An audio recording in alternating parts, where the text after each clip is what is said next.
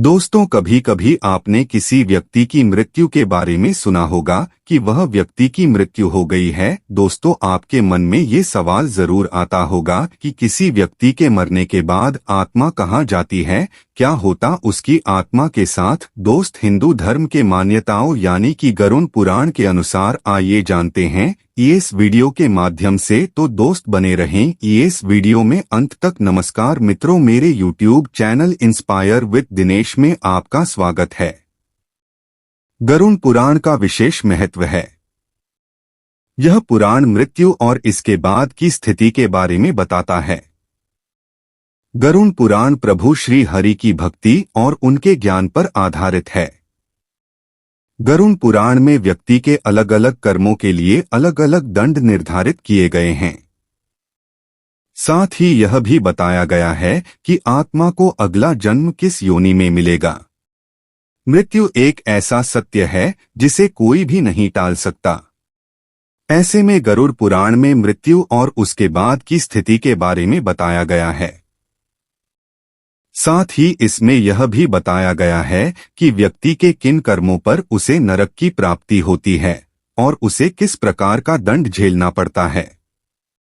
आइए जानते हैं कि मृत्यु के बाद आत्मा के साथ क्या होता है। मृत्यु के बाद भी रहती है ये भावना। गरुड़ पुराण में कुल 84 लाख योनियों के बारे में बताया गया है। इसमें पशु पक्षी, वृक्ष योनि, कीड़े मकोड़े और मनुष्य योनि आदि शामिल हैं। गरुड़ पुराण में बताया गया है कि मृत्यु के बाद आत्मा जब शरीर छोड़ने के बाद भी उसमें भूख, प्यास, क्रोध, द्वेष और वासना आदि का भाव नहीं जाता है। इतना होने के बाद यमराज से होता है सामना। गरुड़ पुराण के अनुसार मृत्यु के बाद आत्मा मृत्यु के देवता यमराज के पास जाती है।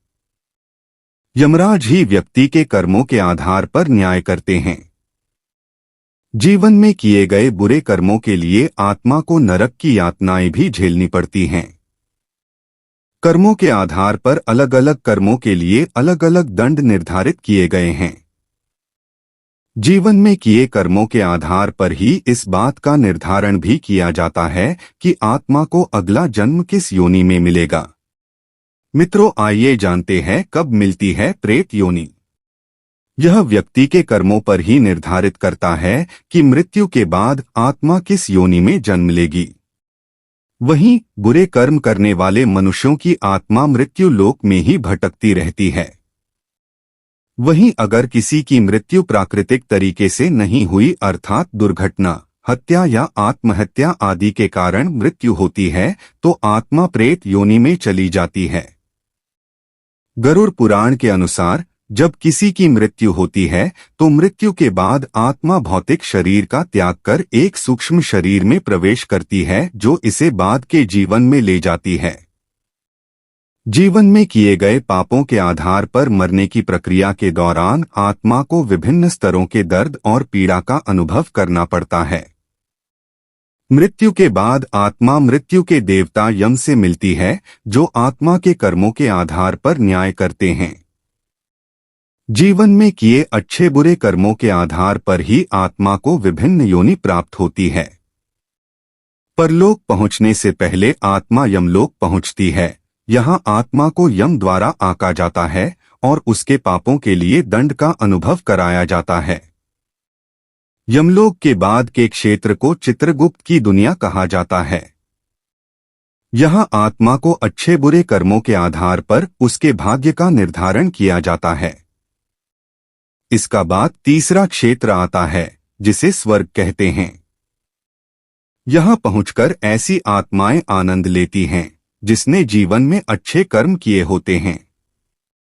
वहीं चौथे लोक को नरक कहा जाता है। यहां आने वाली आत्माएं अपने बुरे कर्मों के आधार पर दंड भोगती है। स्वर्ग के बाद के जीवन के अलग अलग क्षेत्रों में अलग अलग अवधि होती है जिसमें स्वर्ग सबसे छोटा और नरक सबसे लंबा होता है। गरुड़ पुराण के अनुसार स्वर्ग में आत्माएं विभिन्न तरह के सुखों का आनंद लेती हैं। वहीं नरक में आत्मा को दंड का अनुभव करना पड़ता है। नरक में आत्माओं के दंड की अवधि उनके कर्मों के आधार पर ही निर्धारित की जाती है।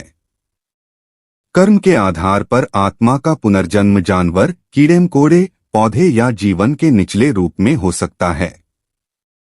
मृत्यु के बाद आत्मा का अंतिम लक्ष्य मोक्ष को प्राप्त करना होता है, जो कि जन्म और मृत्यु के चक्र से मुक्ति है।